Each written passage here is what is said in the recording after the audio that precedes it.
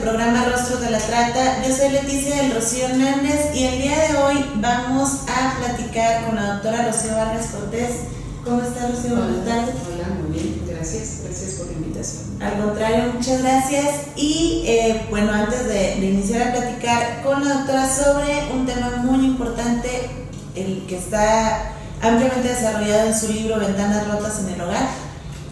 Les recuerdo nuestras formas de contacto en redes sociales, tanto en Twitter como en Facebook. Nos pueden localizar como Rostros de la Trata. Pueden también mandar un correo electrónico a rostrosdelatrata@gmail.com, o bien también pueden contactar a través de las redes sociales de Acústica Radio, Twitter y Facebook. Acústica Radio en Twitter es @acústica_radio y Facebook nos encuentra con el nombre completo de Acústica Radio. Pues bueno, antes de iniciar a platicar sobre este texto que es ampliamente recomendado, y les vamos a dar también las formas en que pueden ustedes acceder al libro, les voy a compartir la semblanza de la doctora Rocío Vargas Cortés. Ella nació en la ciudad de Durango, es paisana, orgullosamente paisana. Es psicóloga social, orientadora psicológica y doctora en ciencias de la educación. Y desde su quehacer docente participa en los procesos formativos sociales y éticos de las y los estudiantes de ingeniería en el Instituto Tecnológico de Toluca.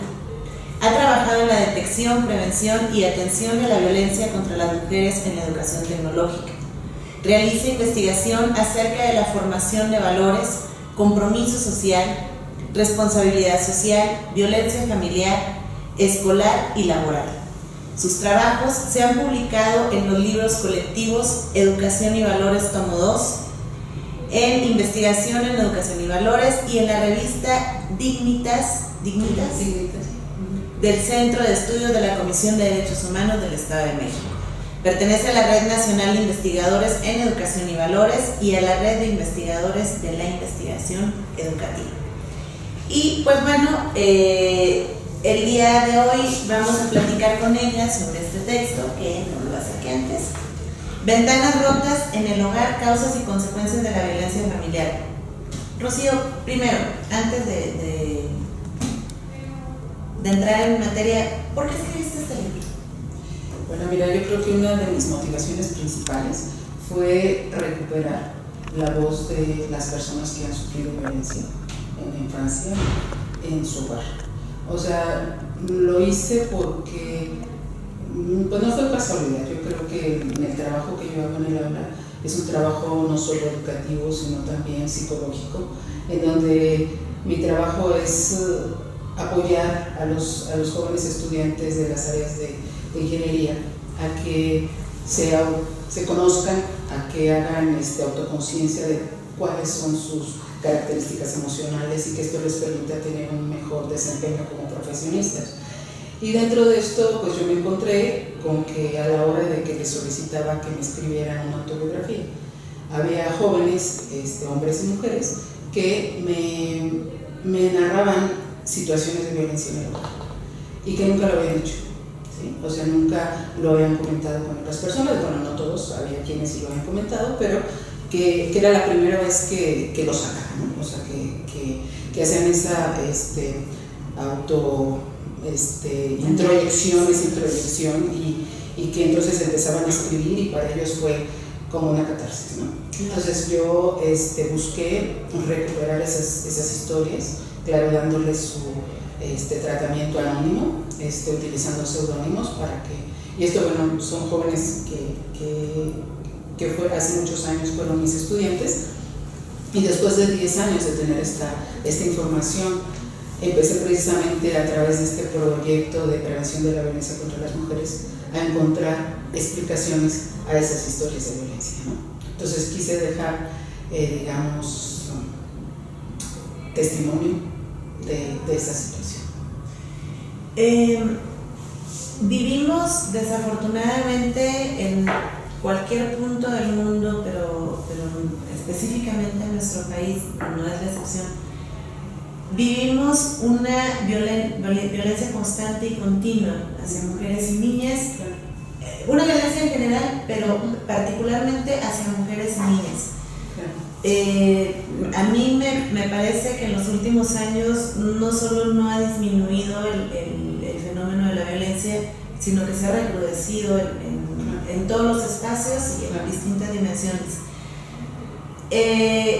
Este libro nos puede dar además de un acercamiento a esa violencia que se vive en espacios tan privados como lo es la casa, también un acercamiento de violencia en espacios públicos, por ejemplo. También encontramos estas manifestaciones aquí.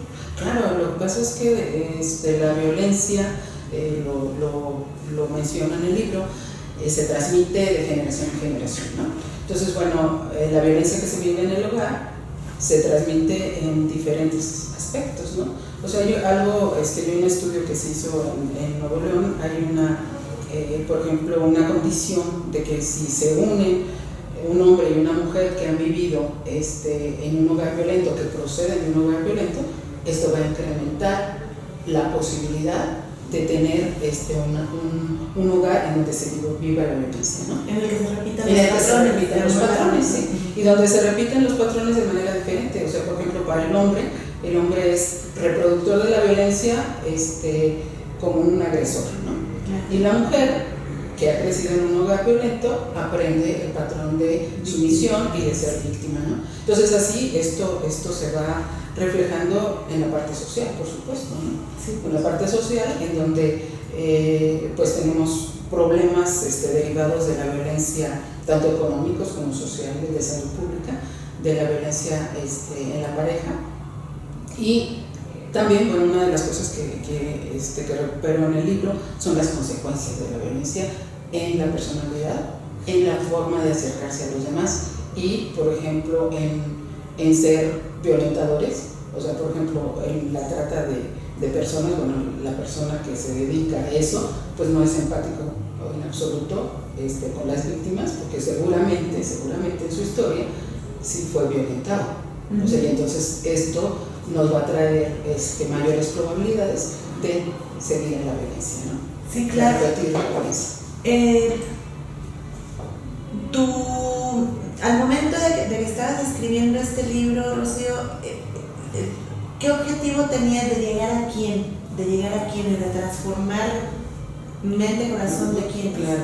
Mira, en primer lugar a mis estudiantes, pero a lo mejor serán los que menos serán tocados, ¿no? O sea, es posible. O sea, primero a mi ámbito laboral, digámoslo así, el ámbito en donde yo me desarrollo, en donde están los jóvenes que han sido víctimas, tanto hombres como mujeres, de esas situaciones de violencia. O sea, quería yo hacerles ver su situación y posibles soluciones a lo que ellos habían vivido, ¿no?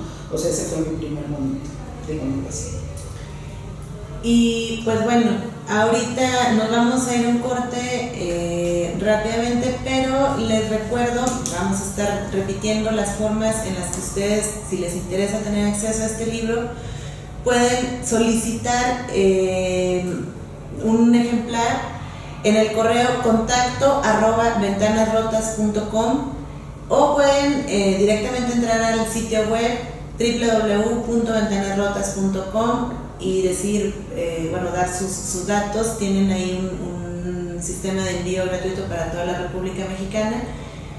Si están en lugares como Monterrey, en Nuevo León, en Monterrey o en el Estado de México, también hay otros puntos de venta muy específicos que pueden también ustedes preguntar en el correo electrónico que les acabo de mencionar.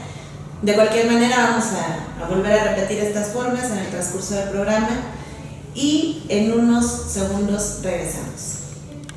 Muy bien, ya estamos de regreso. Estamos platicando con la doctora Rocío Vargas Cortés, es autora del libro Ventanas Rotas en el Hogar. Y antes de irnos al corte, estábamos platicando y comentaba Rocío el objetivo principal que tenías al momento de estar escribiendo este libro, pero me gustaría preguntarte, ya que lo escribiste, ya que lo publicaste y que has sido leída por distintas personas, ¿quién se te ha acercado? ¿Qué experiencias has tenido después de esto? ¿Qué respuesta ha habido con este libro? Bueno, Mira, te quiero continuar platicando. Conforme fui escribiendo, o sea, hablamos del principal objetivo, pero conforme fui escribiendo y fui encontrando explicaciones a muchos aspectos de la dinámica familiar. O sea, entonces me di cuenta que no solo les servía a mis estudiantes, sino también a las madres, a las parejas, a los hijos, a las personas que estudian psicología. Bueno, esto me lo hace saber Alfredo Furlan, prologa el libro. Fue realmente un placer que lo haya hecho y un privilegio. Y él me comenta, dice, bueno, es que el análisis de estas historias que puede servir a las personas que estudian psicología, ¿sí? a las personas que hacen trabajo social, a los médicos que están en los centros educativos, en los centros de salud, en donde reciben personas que son violentadas y que a veces no los identifican, aunque ya hay ciertos, protocolos para seguir todo esto. Aún así, esto es como ver las cosas muy desde adentro, ¿no? Claro. Desde el fondo de lo que está pasando y de cómo ellos empiezan a platicarlo, ¿no? Entonces, bueno, a mí, te digo, en un principio eran las propias víctimas de esta situación, pero conforme fui estudiando más el tema,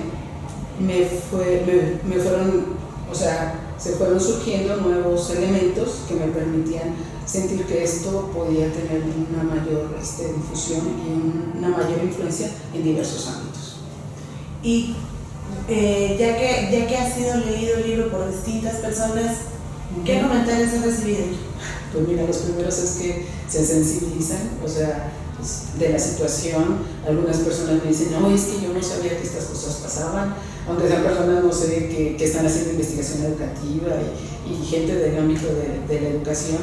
Y bueno, pues la primera es, pues no sé qué tan bueno sea, ¿no? Pero la primera impresión es que te mueve cuestiones emocionales, ¿no? O sea, es emotivo y eso hace que la gente pues se empatice con esta situación, ¿no? Debido a este fenómeno de violencia estructural que tenemos, normalizamos mucho la violencia, la tenemos muy normalizada y personalmente me ha tocado conocer de casos, de situaciones de personas en donde de repente cuando tienen cierta información frente a sí dicen, ah caray, creo que he sido o soy violento o he sido o soy violenta. ¿Te ha ocurrido eso? Sí, por supuesto. Hay quienes, mujeres y de todos los niveles sociales, que me dicen, ay, es que yo no pensé que eso fuera violencia, ¿no? O sea, también digamos que sorprende, ¿no? Un poco por lo mismo que tú comentas. O sea, ya vemos muy normal, incluso con las madres de familia es muy normal ciertos castigos físicos o ciertos comentarios que hacen, ¿no? y que bueno, también caes en la cuenta de hasta dónde yo he estado causando un daño hasta la familia, ¿no? Por la forma en que yo me desempeño como madre, ¿no? Uh-huh. Hay una parte que también me gusta mucho respecto al papel de la madre y de la carga tan fuerte social que tiene y de cómo esa carga social hace que la mujer que está en ciertas situaciones se convierta en una mujer violenta, en una madre violenta, ¿no? Porque las presiones sociales que tiene respecto a esto, al otro, sí, o sea, el pensar que tú como mujer tienes que ser perfecta en tales cosas, produce frustración. Por supuesto. Y la frustración muchas veces lleva a la agresión, ¿no? Y eso, bueno. Y pues bueno, yo creo que eso ahorita que mencionabas de distintos estratos sociales, se tiene aún hoy en día se tiene esta idea errónea y muy equivocada de que solo en determinados puntos, solo en determinadas familias que tienen un determinado ingreso económico, solo ahí se pueden vivir situaciones de violencia. Y que en otros lugares en donde el ingreso económico es superior, en donde incluso la educación y las condiciones de vida son distintas, ahí se está alejado de de situaciones de violencia. Esto se cree. Esa es la percepción que se tiene. En tu experiencia, no nada más en lo que está aquí plasmado en el libro, sino en tu experiencia profesional en general, ¿qué es lo que nos puedes decir al respecto, Rocío? Sí, bueno, yo puedo decirte que la violencia no tiene preferencia por un nivel socioeconómico, ni cultural tampoco, ni o sea, no es privativo de las clases bajas, ni de las clases medias, sino que incluye todas, ¿no? Mira, tiene que ver mucho con la condición, por ejemplo, cuando se da la violencia en la familia y en la pareja, tiene que ver mucho con la dependencia económica. ¿Sí? En la medida que la mujer es dependiente económicamente, es vulnerable. Pero también hay otra situación extraña que está sucediendo actualmente. La mujer se independiza económicamente, es independiente económicamente, tiene un cierto estatus profesional, etc. Pero esto también es, digamos, que el hombre lo siente como si te estuvieran robando tu papel de proveedor del hogar, y entonces también puede despertar situaciones de violencia en la pareja, ¿no? Es muy complejo y yo lo que veo es que tiene que ver muchísimo con los patrones culturales, ¿sí? Mira, yo he conocido casos de mujeres en donde lo irónico de la situación es que ella vivió durante 20 años una situación de violencia en su hogar, su familia, porque ella vivía en otro estado independiente de su familia, no se enteraron hasta 20 años después de que ella era violentada, y su esposo era médico y tenían una clase social alta, ¿sí? Entonces, hasta después de 20 años ella regresa a su casa porque ya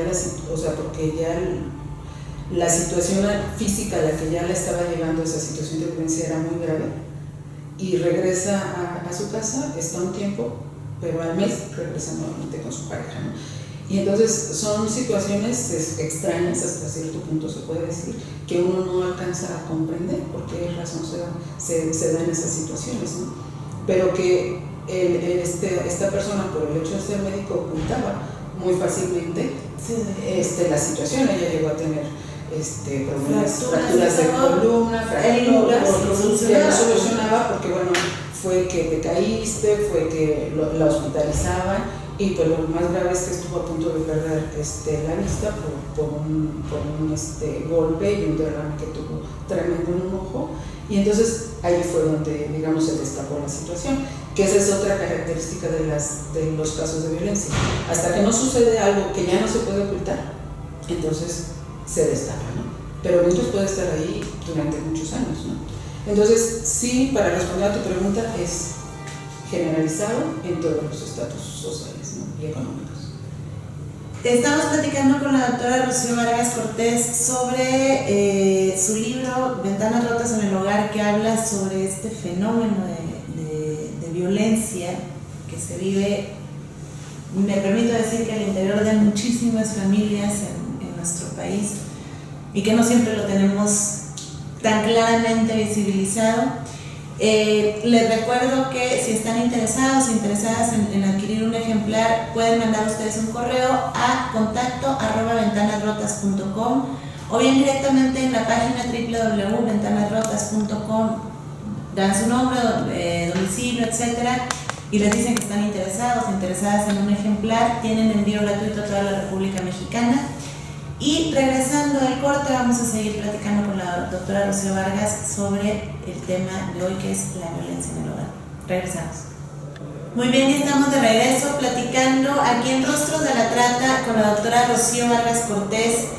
Ella es autora del libro Ventanas rotas en el hogar, un texto que expone distintos testimonios de personas que fueron víctimas de violencia en el hogar.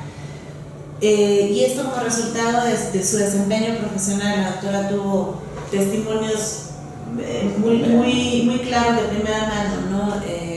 Como comentas, si están interesadas en adquirir un ejemplar y viven en la ciudad de Monterrey, pueden ustedes adquirirlo en la librería Ixtlacíhuatl. Si viven en Durango, pueden adquirirlo en la librería Plaza.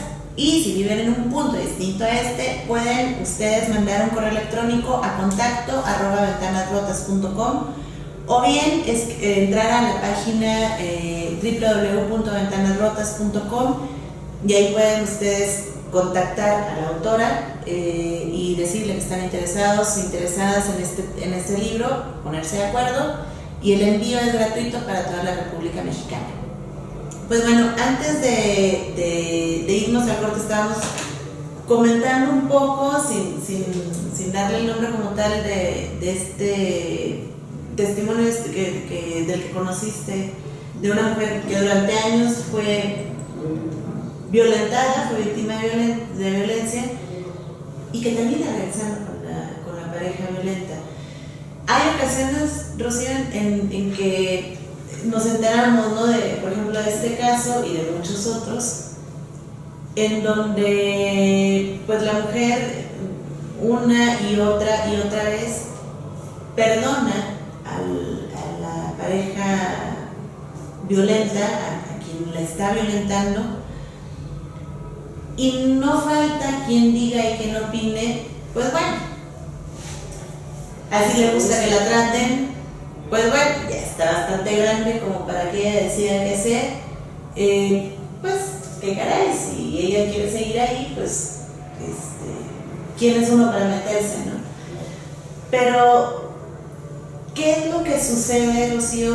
Y te pediría que nos lo dijeras así como para quien no sepa nada sobre el tema.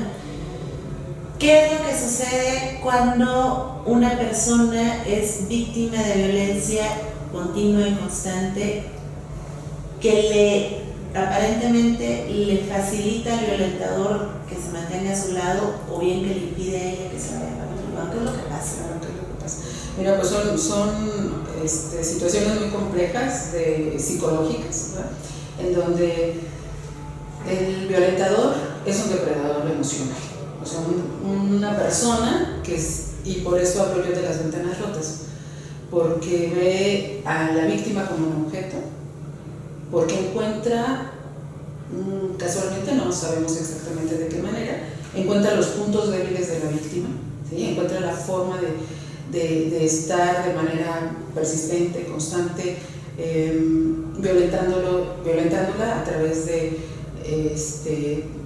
violencia psicológica, principalmente, actitudes, formas de tratarla cotidianamente, ¿no?, cotidianamente, de estar incidiendo sobre esa persona, y la va debilitando su autoestima, va debilitando la posibilidad que tiene de juicio, o sea, la autoestima. Yo creo que eso es lo más importante y es el problema real en este tipo de situaciones, ¿no?, en donde la víctima ya no comprende exactamente qué es lo que está pasando y no puede tomar decisiones que la permitan salir de ese círculo, ¿no? Muchas veces las mujeres, uno de los principales pretextos es que no quiero dejar a mis hijos, no quiero quitarle el padre a sus hijos, etc.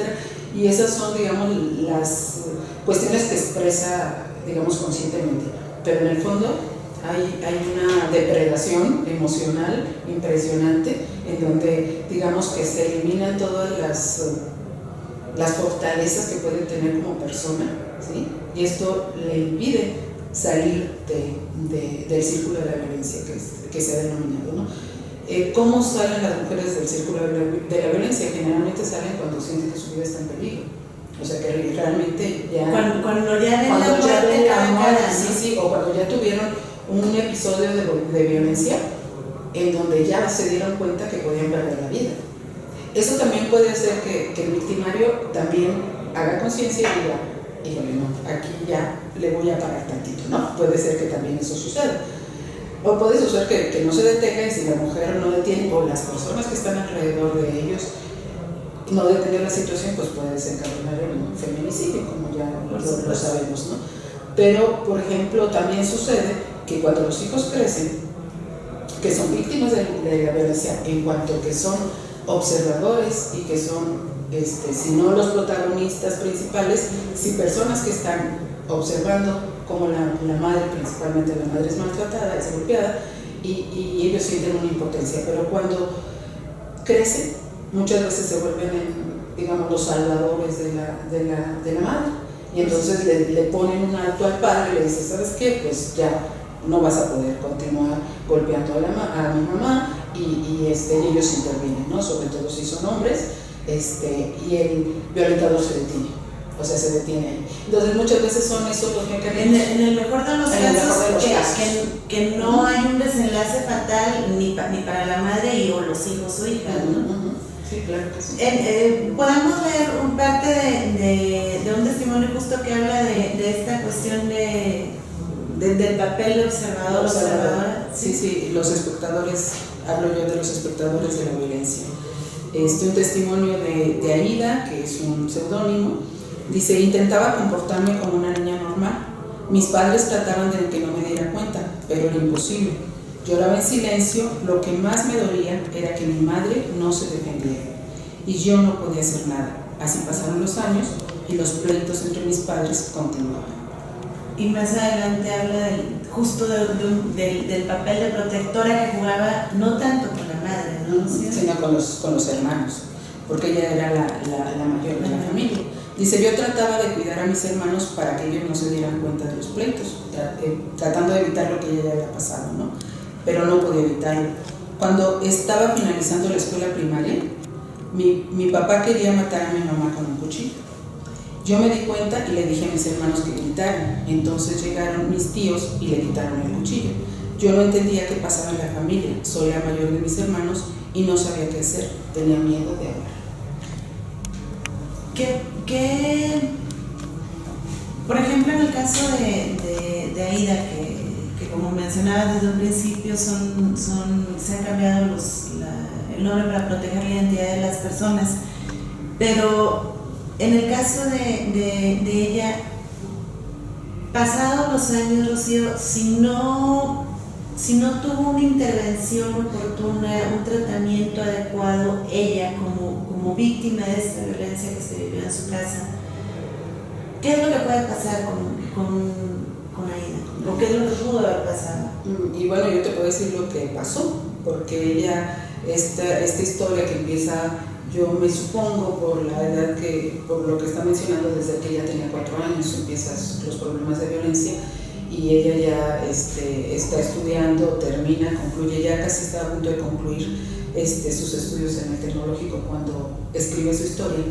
Pues ella nunca pudo tener una pareja emocional, o sea, no se atrevió a tener un novio, o sea, lo tuvo, pero su relación fue muy breve y ella no podía tener, digamos, una cercanía física por parte de un hombre. Ella empezó también a ser violenta en contra de la madre cuando el papá se va a Estados Unidos a trabajar. Aunque sí defendía a su familia, también asumió una actitud violenta, y es algo muy extraño, ¿no? O sea, como ella lo vivió, porque lo sufrió terriblemente durante toda su infancia, y entonces esas, digamos, son las consecuencias de ser espectadora de la violencia. Y bueno, regresando, vamos a leer otro testimonio que también está muy, muy impactante, desde luego, como todos. Estamos platicando con la doctora Rocío Vargas Cortés, autora del libro Ventanas Rotas en el Hogar. Este libro que bien puede ser de utilidad para personas que están estudiando la carrera de psicología, trabajo social, pero también para aquellas personas que estén interesadas en tener un mayor entendimiento de lo que sucede con las personas que ejercen violencia, pero también con las personas, desde luego, que son víctimas de esta violencia. Para poder aportar un granito de arena, que se puede hacer mucho, también lo pueden adquirir en contacto@ventanasrotas.com o en la página www.ventanasrotas.com. En unos segundos regresamos. Estamos de regreso en Rostros de la Trata, platicando sobre el fenómeno de violencia que se vive en distintos hogares muchísimos, para mi gusto, de nuestro país. Con la autora del libro Ventanas Rotas en el Hogar. Ustedes pueden adquirir este libro si están en Monterrey, en la librería Ixtlacihuatl, o bien si están en Durango, en la librería Plaza. Si están en cualquier otro punto de la República, en la página web www.ventanasrotas.com, o bien mandar un correo electrónico a contacto@ventanasrotas.com. El envío es gratuito para toda la República Mexicana, excepto desde luego Monterrey y Durango. Y yo creo, Rocío, no sé, ya este es el último bloque, me gustaría aprovecharlo no nada más para que nos compartas parte de otro testimonio, sino también para que nos digas por qué tendríamos que leer este libro cualquier persona, ¿no? Ahorita que estabas platicando antes de leer el anterior testimonio, recuerdo que en alguna ocasión, en un evento donde el tema justamente era violencia, decía la expositora, es que imagínense ustedes que se enamoran, con todo lo que eso implica, ¿no? Que sientes o no mariposas en el estómago o donde sea, no importa. Y lo que sucede en el enamoramiento es que, pues, idealizas a la persona de la que te enamoras. Es la mejor persona que hay en muchos kilómetros a la redonda, porque es la persona de la que estás enamorada. Y resulta que pues al principio esta relación es muy amorosa, muy cordial, y de parte de la persona objeto de tu amor, pues lo que hace es aumentar y seguir alimentando este sentimiento. Y de repente hay un cambio. A lo mejor muy chiquito, muy todo, pero dices, ¿qué pasó aquí? Y ese cambio puede ser un empujón, una cachetada, un como eres estúpida, tonta, no sé. Pero es una cosa chiquita. Y volteas y dices, no hombre, pero ven nada más todos los detalles que tiene conmigo, pero además es el mejor hombre en 25,000 kilómetros a la redonda. Y va pasando el tiempo, hasta que llega un punto en el que ya la autoestima está totalmente mermada y todo, ¿no? Pero a lo que voy es que desde un principio tu sentimiento va ganando contra lo que estás viviendo. Y yo creo que eso es lo que decías hace rato, es cuando el agresor identifica esos puntos débiles. Yo creo que muchas veces el gran punto débil justo es lo que podemos sentir por cualquiera de las personas, ¿no? Entonces, eso lo puede, vamos, cualquier persona puede ser víctima, pero también cualquier persona podemos violentar a alguien más.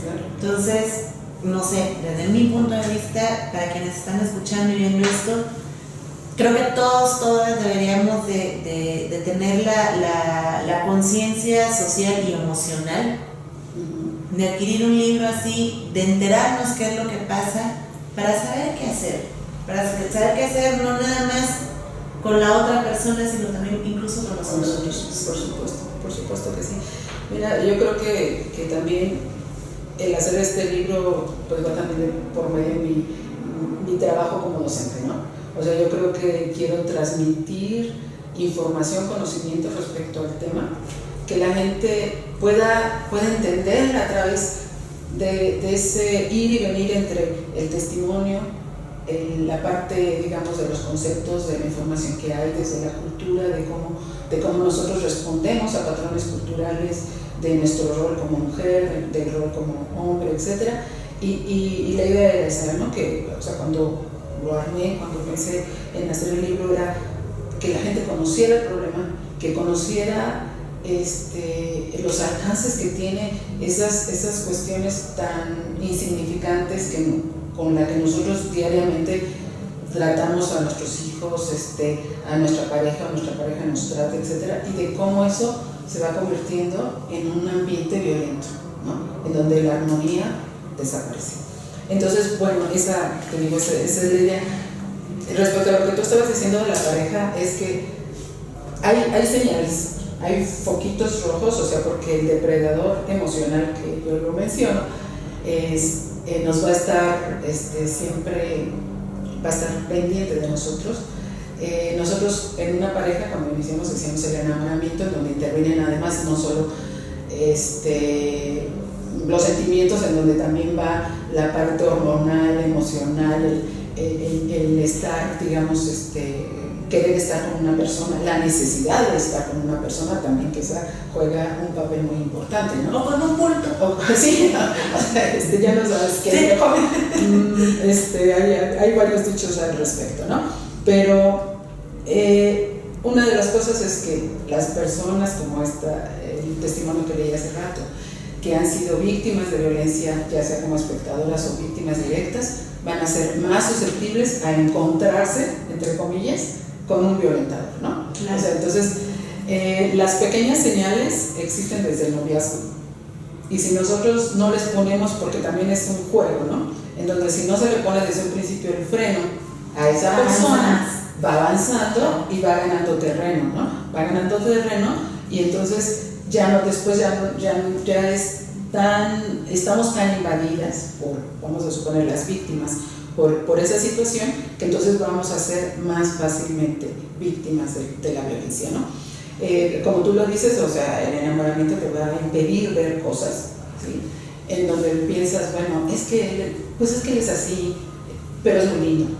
O sea, sí me dijo todo. O no es así, lo que pasa es que se le subieron las copas. Bueno, porque esa es también otra artimaña, se puede decir, del violentador, en donde es que estaba tomado, ¿no? Sí. Y que extrañamente también la familia lo justifica. Claro. Es que se tomó sus copitas, pero bueno, una de las cosas. O tuvo un mal día en el trabajo. O tuvo un mal día, y es que está molesto, y es que no hay que hablarle porque está cansado, etcétera, ¿no? Pero, por ejemplo, otra de las cosas que menciono es el violentador también va a ser una persona pues carismática, al principio muy cuidadoso de las formas también, encantador, te regala cosas, en fin, ¿no? Y eso también hace que se debilite la persona como víctima, ¿no? Y hay un fenómeno que se le llama la doble cara, en donde estas personas que, por ejemplo, violentan a la mujer, casi medio la matan en su casa, pero salen de su casa muy contentos y saludan a los vecinos y son las personas más amables. Y esto lo podemos ver, por ejemplo, en las noticias cuando sucede. Perdón que te interrumpa, y que con otras mujeres son tremendamente amables. Claro. Es una cosa que barbaridad, que señor tan educado, ¿no? Exactamente. Y eso, fíjate que ese fenómeno de ese perfil de persona tiene que ver con, por ejemplo, cuando preguntan, cuando hubo una muerte serial o los que van en Estados Unidos y matan en un auditorio a tantas personas, y luego les preguntan a sus vecinos, oye, ¿cómo era esa persona? No, pues era muy serio, muy amable, nos saludaba todos los días, y entonces tú dices, bueno, ¿qué pasa? ¿No? O sea, ¿cómo es que fue capaz de matar a tantas personas? Pero sus vecinos dicen que era una persona muy amable. Entonces eso es la doble cara, él siempre está jugando con ese mecanismo, se puede decir, de simulación. Rocío, pues lamentablemente ya se nos terminó el tiempo, pero desde luego espero que esta no sea la última vez que platicamos sobre esto. Hay mucho que hablar sobre el tema. Afortunado o desafortunadamente es algo sobre lo que debiéramos y necesitamos estar hablando diariamente. Platicamos con la doctora Rocío Vargas Cortés. No dejen de verdad de adquirir este libro. Si tienen ustedes oportunidad, ya sea por correo contacto@ventanasrotas.com o en la página www.ventanasrotas.com, vamos a compartir la información desde luego también en nuestras redes sociales. Y pues bueno, aquí estaremos pendientes de qué es lo que sigue esto de Ventanas Rotas. Rocío, te agradezco mucho esta entrevista. Pues muchísimas gracias, Leti, la oportunidad de hablar de este tema que me apasiona, ya te habrás dado cuenta. Sí. Y pues de poder dirigirme a tu público y de hacer extensiva la invitación a que lean este libro. Creo que va a ser de utilidad para muchas personas. Yo también lo creo así. Muchas gracias, Rocío. Gracias. Nos estamos escuchando el próximo lunes en punto de las 12 horas. Hasta pronto.